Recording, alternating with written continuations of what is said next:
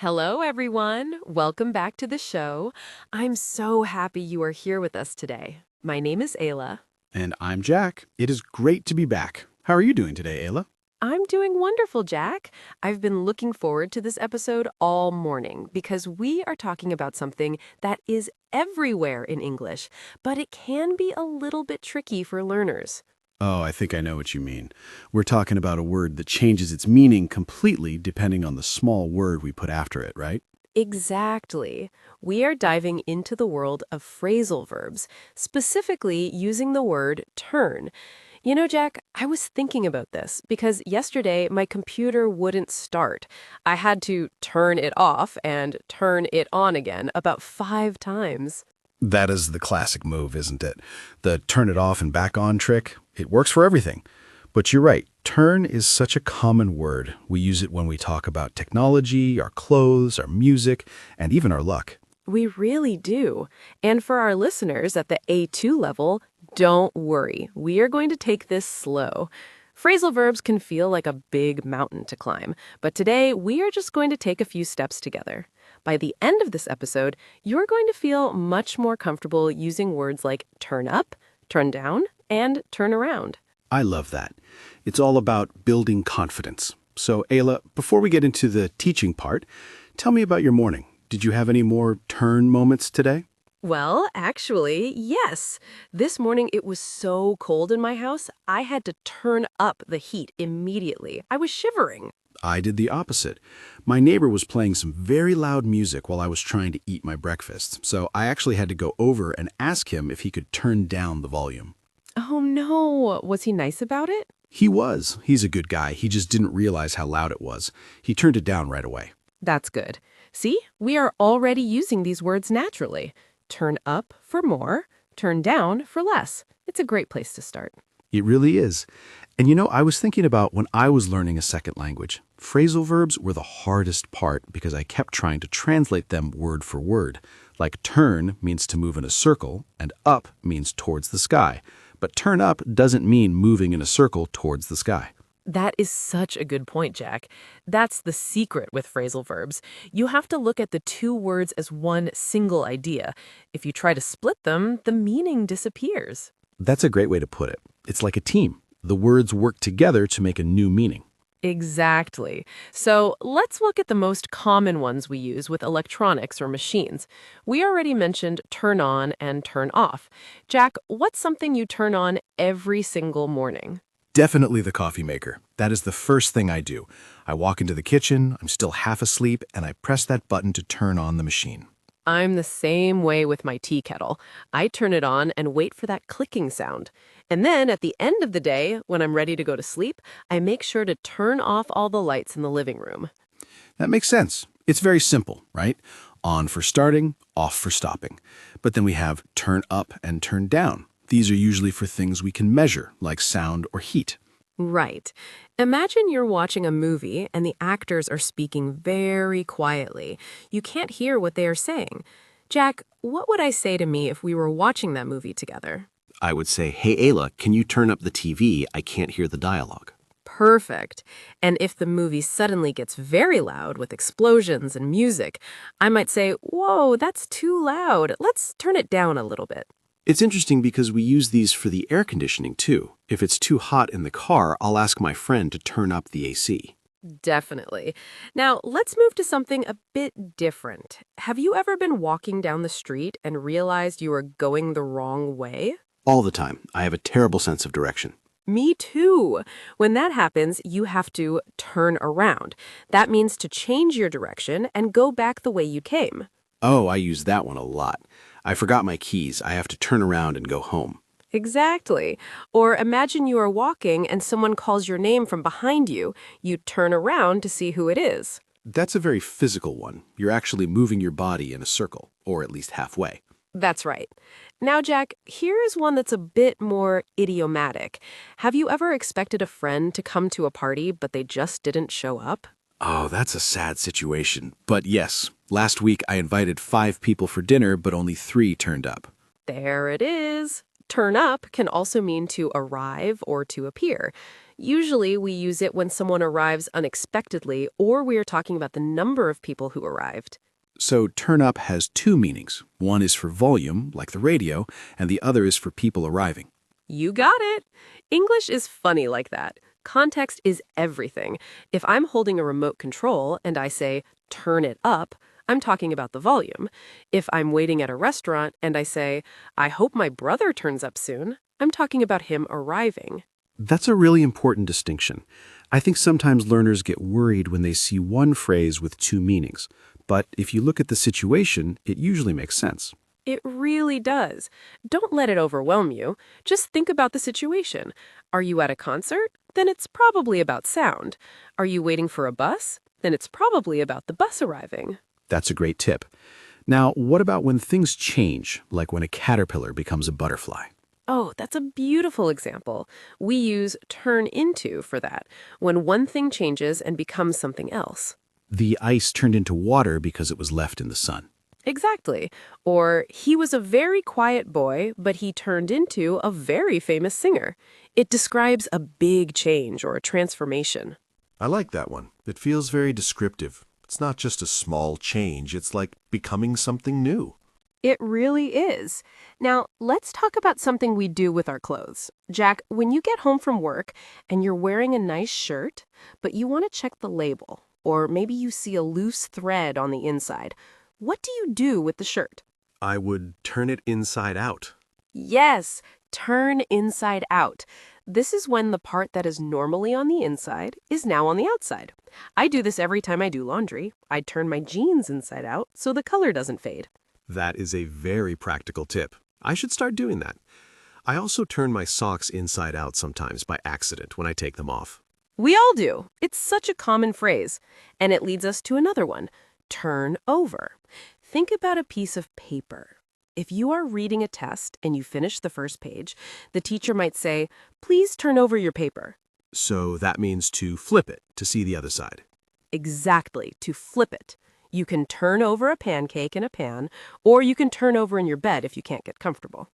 I do that a lot. I'm a toss and turn behind a sleeper. I turn over to my left side, then I turn over to my right side. Toss and turn. That's a great bonus expression, Jack. It means you can't sleep because you keep moving. Yeah, it's not a fun feeling, but it's a very common English expression. It really is.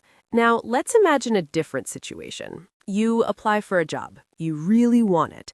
But a week later, you get an email saying they chose someone else.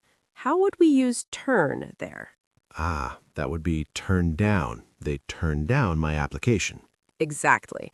Turn down also means to reject or to say no to an offer.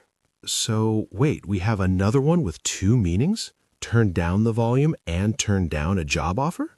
You're a pro, Jack. Yes. Turn down can mean to make something lower, or it can mean to refuse something.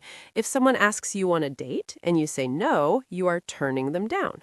I see. It's like you are lowering the possibility of it happening. That's how I try to remember it. That's a clever way to think about it. If you turn down an invitation, you are saying, no, thank you. This is so helpful. I feel like I see these words everywhere now. Let's try to put some of these into a real conversation so our listeners can hear how they flow together. That's a great idea. Let's imagine we are at home and we are getting ready for a party. Okay, I'll start. Hey, Ayla, is the music too loud? Should I turn it down? Actually, it's a bit quiet. Can you turn it up a little? I love this song. Sure thing. Oh, wait, I think I hear the doorbell. I hope our friends turn up soon. I'm getting hungry. Don't worry, they'll be here. Did you remember to turn on the oven? But pizza needs to cook. Oh, good catch. I forgot to turn it on. I'll do it right now. Thanks. And hey, is that your shirt? I think you have it on the wrong way. You need to turn it inside out. Wait, no, it's already inside out. You need to turn it back to the right way. Oh, man, I'm so clumsy today. Let me go change that. I'll be right back. See? That was so many turns in just 1 minute. It really was. It felt very natural, though. It's just part of how we talk. It really is. Let's try another one. Let's imagine a situation where someone is lost. Okay, I'll be the person driving the car. Ayla, I think we are lost. The GPS told us to turn left, but this looks like a dead end. You're right, Jack. We should probably turn around and go back to the main road. Good idea. I'll turn the car around at the next corner. Oh, look at that old building. They're turning it into a library. Wow, it used to be a bank, right? That's a big change. It is. I'm glad they didn't just tear it down. Me too. Okay, I've turned around. Now we just need to find the right street. Perfect. That's another great example of turn into for a building changing its purpose. And turn around for the car. This is becoming much clearer. I think for me, the most important thing is just practicing these in small sentences. Absolutely. And to our listeners, don't feel like you have to learn all of these today. If you just remember turn on and turn off for today, that is a huge win. Definitely. One step at a time.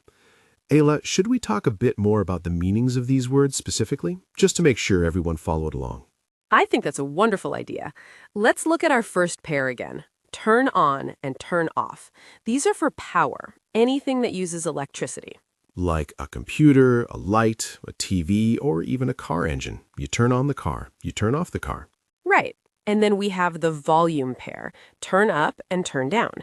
Use these for anything with a level. Volume, heat, air conditioning, even the brightness on your phone screen. You can turn up the brightness if it's too dark to see. Oh, that's a great example. I do that all the time when I'm outside in the sun. I turn up the brightness on my phone. And remember, turn down has that second meaning to say no. If a company offers you a job and the salary is too low, you might turn down the offer. Exactly. It's a polite way to say no to an invitation or an offer. Now, turn around. This is about direction. If you are walking and you realize you left your umbrella at the cafe, you turn around and walk back to the cafe. Simple and clear. Then we have turn into. This is about transformation. Like the caterpillar and the butterfly, or a rainy day turning into a sunny day.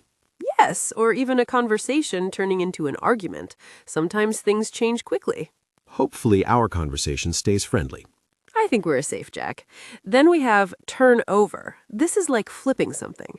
Like a page in a book or a pancake in a pan. And turn up, which we said means to arrive. I waited for an hour, but the bus never turned up. That's a very common way to use it. It is. It's a bit more informal than saying the bus never arrived. It sounds very natural. And finally, turn inside out. Right, when the inside part of your clothes is showing on the outside. Jack, have you ever walked around all day with your shirt inside out? I have, and nobody told me until the end of the day. It was so embarrassing. Oh no, that's the worst. But at least now you know the perfect English phrase to describe it. That's true. Every mistake is a learning opportunity. That is the best attitude to have when learning a language. So, Ayla, I have a question. Sometimes I hear people say, it's your turn. Is that a phrasal verb too? Oh, that's a fantastic question, Jack. No, in that case, turn is a noun. It means your time to do something in a sequence. Like in a game? Exactly. If we are playing a board game, I might say, I just moved my piece, now it's your turn. Ah, okay, so it's not a phrasal verb, but it's another very common way we use the word turn. It is. We also use it when we are waiting in line at a store. I am waiting for my turn to speak to the cashier. That makes sense. It's like a circle or a cycle of people. Right, it's all connected to that idea of moving or changing. This is great. I feel like we've covered so much ground. Do you think we should try one more little dialogue? Maybe something a bit more complex. Let's do it. Let's imagine a situation at an office. Okay, I'll be the boss and you are the employee. Sounds good. Ayla, did you see the report I left on your desk? Yes, I did. I turned over the first page and saw your notes. I agree with you. Great. Also, I invited a guest speaker for our meeting this afternoon. I hope a lot of people turn up. I think they will. Everyone is excited. By the way, it's a bit dark in here. Should I turn on the overhead lights? Yes, please. And could you also turn down the air conditioning? It's freezing in this office. No problem. I'll turn it right down. Oh, and I wanted to tell you, I decided to turn down that other project offer so I can focus on this one. That's good to hear. I think this project is going to turn into something really successful. I think so too. Wow, that was a lot of turns again, but it made total sense. It did. And notice how we used turn down for the air conditioning and turn down for the project offer in the same conversation. Yeah, one was about making the temperature lower, and one was about saying no to an offer. Exactly. The context makes it clear. You wouldn't say no to the temperature, and you wouldn't lower the volume of a project offer. Right, that would be very confusing. It would. But you know, Jack, the more you hear these, the more they just start to sound right. You don't even have to think about the rules anymore. That's the goal, isn't it? To reach that level where it's just automatic. It is. And for everyone listening, you are doing a great job just by spending this time with us. Listening is the first step to speaking. Absolutely. Don't worry if you don't remember every single one we talked about. Just pick one or two and try to use them today. That's a great challenge. Maybe turn on and turn off, or turn up and turn down. So, Ayla, what is our question of the day for our listeners? I was thinking of something simple. Here it is. What is the first thing you turn on when you wake up in the morning? Oh, I like that. It's a very practical question. It is.